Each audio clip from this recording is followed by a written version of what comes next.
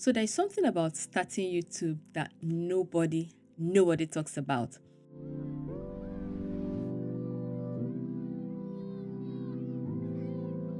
They only come online, and tell you just start. But the real journey in being a YouTuber, the real journey in being a new YouTuber is often rarely spoken about. That's why you see many new people, they come into the scene and after a while they disappear. Probably because they feel like they are not getting something right. They feel like there's something other people are doing that they're not able to figure out. And I'm here to tell you today that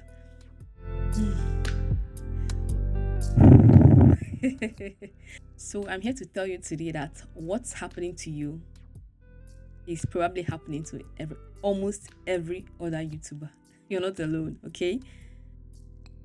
If you're a new YouTuber watching this channel or you're a small YouTuber watching this channel, if you have it's slightly above 1000 subscribers or below 1000 subscribers, then I want you to share your experience with being in the YouTube world. Specifically, what is that one thing that almost made you give up on YouTube? What is that one thing that you came into the YouTube world and noticed and like, why is nobody talking about this? Why is everybody just saying start, start, press record, blah, blah, blah, and nobody's saying this is actually what you're going to experience when you start being on YouTube? Let me know in the comment section. But before I start, I want to say a big thank you to those who subscribe to my channel. I'm so grateful that you subscribed. I recently hit, not recently though, probably about a month ago, I hit 1000 subscribers, and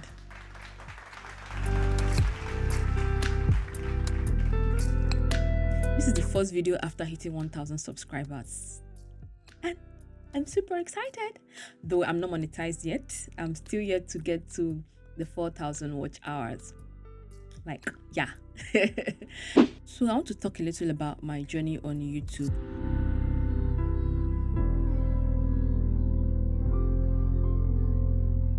Over the years since I started posting on YouTube, my goal has been shifting from, one area to another.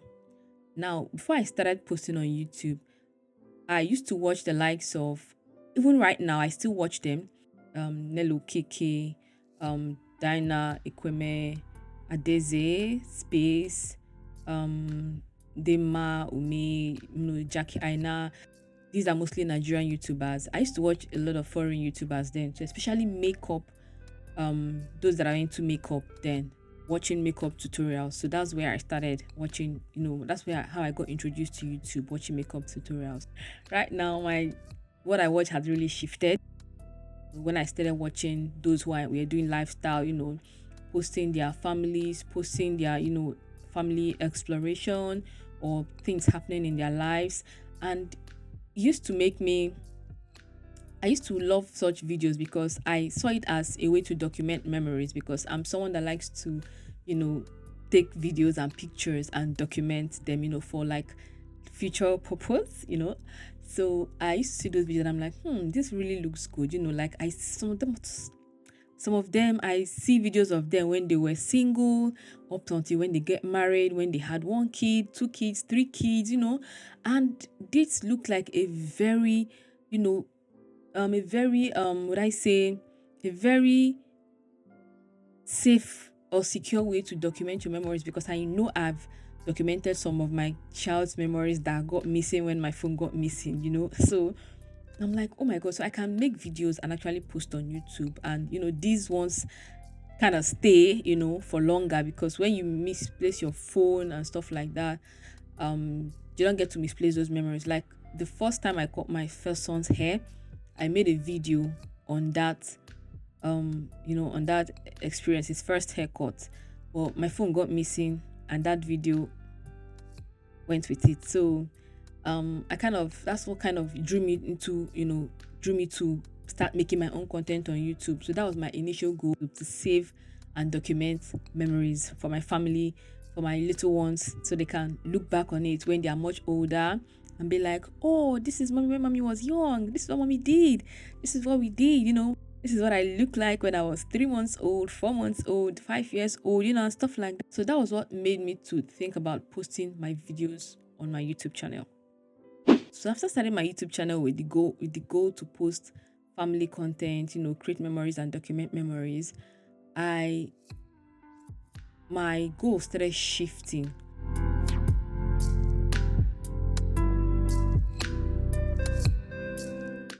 And I was trying my hands on, natural skincare. So I started posting content about natural skincare at that time. And funny enough, those are the videos that gave me most of my followers. And sometimes I'm like, if I make some other videos, will they watch? Will they stay? Will they like it?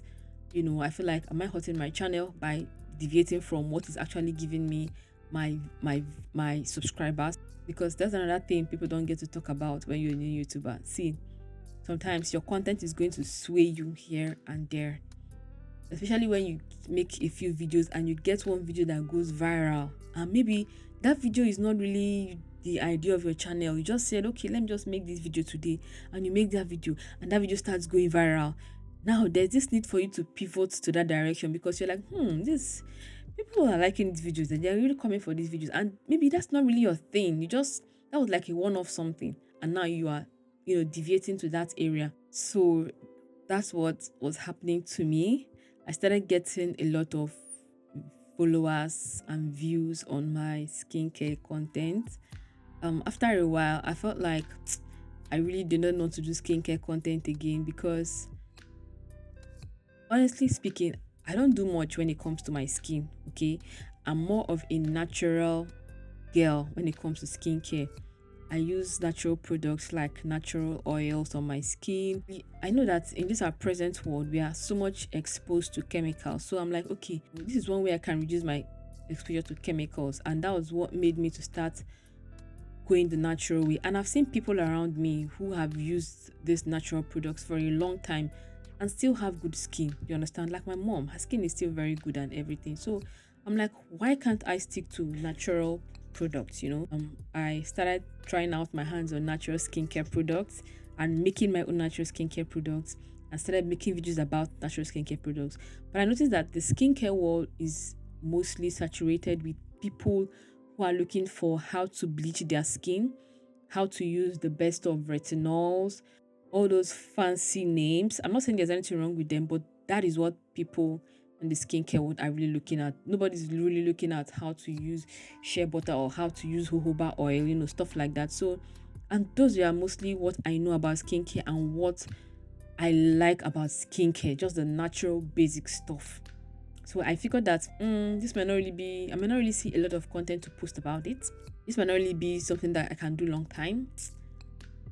And at the point, I kind of stopped. Making skincare content. But most of my followers come from the skincare content that I made. Those are my highest videos, my highest views, and that's where I have majority of my followers. So I'm like, should I stick to that? But that's not what I want to stick to in the long run. Do they want to stay to watch my other videos? So it just, by the point, I'm like, I have to do what I have to do. Those that want to stay will stay.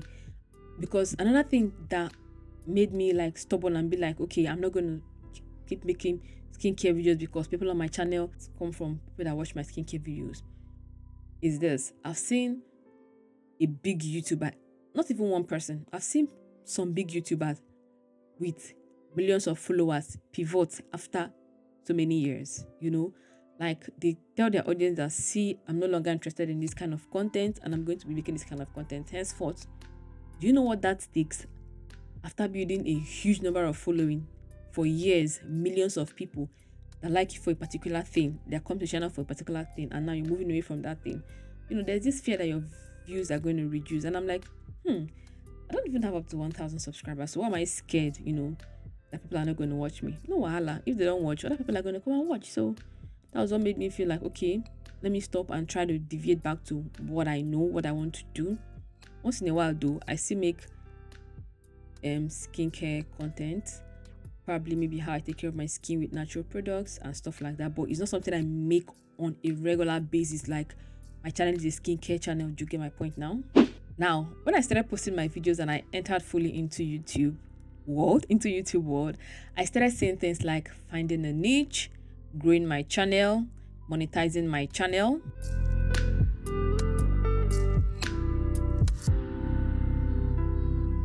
You know how to make good thumbnails, how to make good titles, how to do SEO.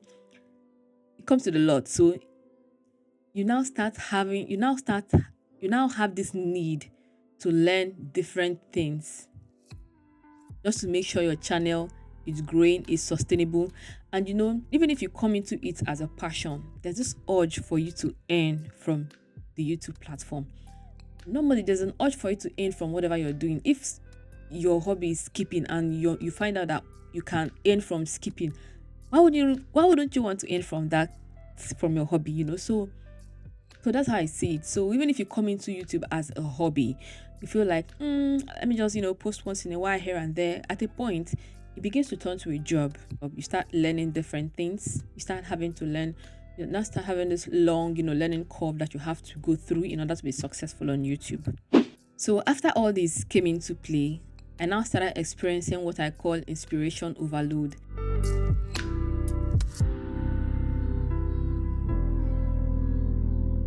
Where I begin to watch other people's videos and watch how they did their videos. I watch their style, how they film, their camera angles, how they edit their videos, how they color grade, and maybe I start looking at what editing software are they using, what so many things, and you now start to maybe you look at them and they have a lot of followers. They've started amassing a lot of followers, and you're like, could it be the editing that is giving them followers? Could it be the storyline? Could it be the camera angle?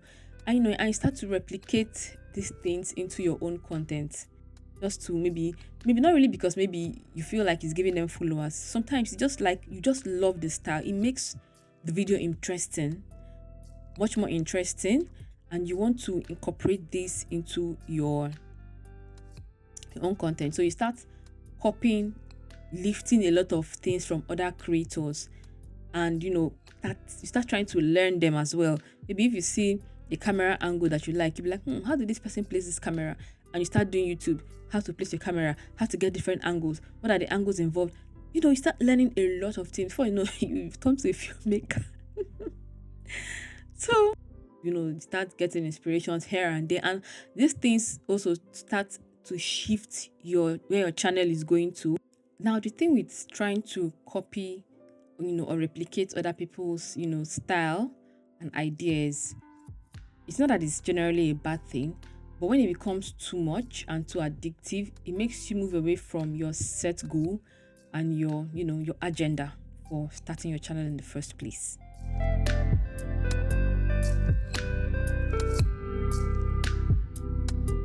Experiencing burnout has been a big part of my YouTube journey, because I'll start with this momentum, and before you know it, I'm like blank. I don't know what else to post, and before you know it, I've gone on a 2 months hiatus or hiatus. I don't know what they call it. Before you know, I've gone on a 2 months hiatus, and I'm nowhere to be found on YouTube. And before you know it, I'm back again on YouTube. So burnout is a normal thing for everybody. Even the biggest YouTubers have burnouts.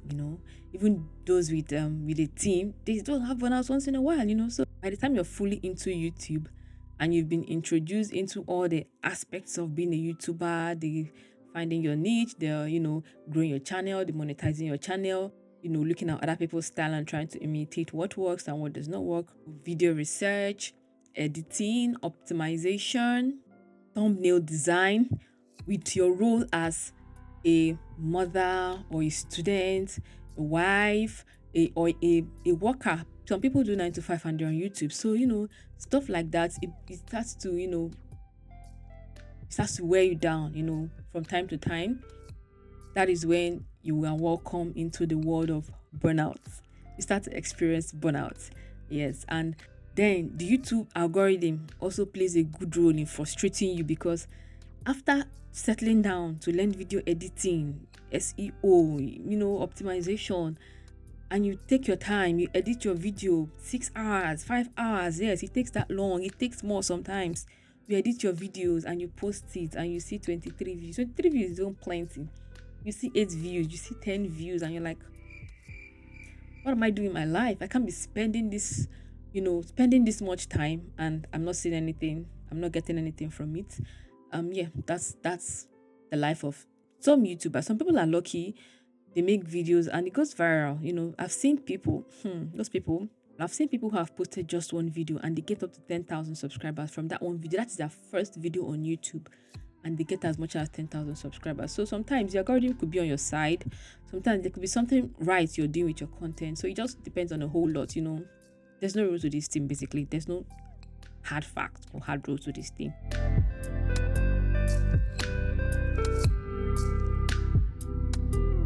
So as your knowledge for YouTube grows, it starts to become a work for you because you start to do a lot on your YouTube channel.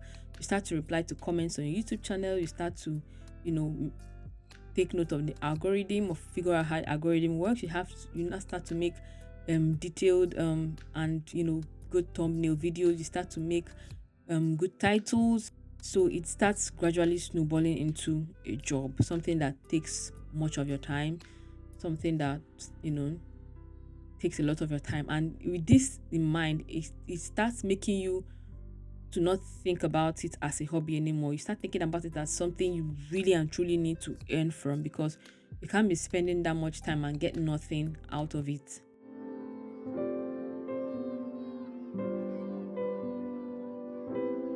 And if you're not getting anything out of it, that's where your morale starts to drop.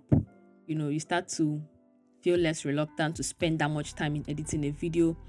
You start to feel like it's not really worth it. Like, why do I have to spend this much time?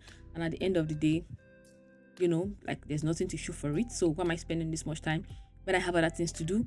I have books to read. I have children to take care of. I have probably a 9-to-5 job to cater to.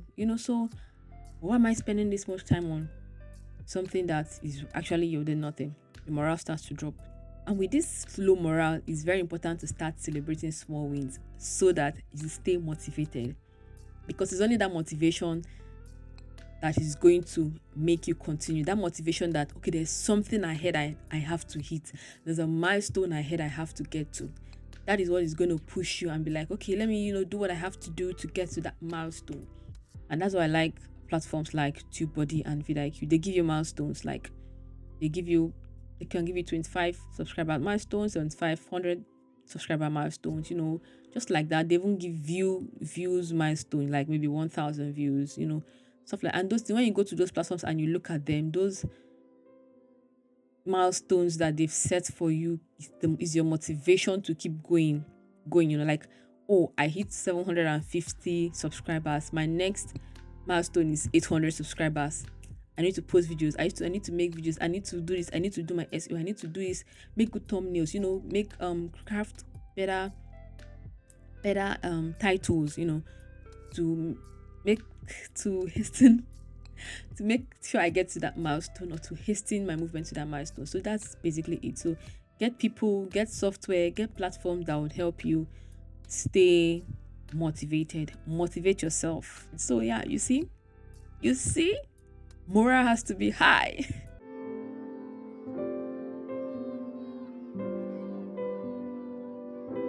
Then another thing I've seen very much on YouTube is the fact that consistency does it on YouTube. Yes, I can say that because I've watched a lot of people make huge followership from just being consistent on YouTube.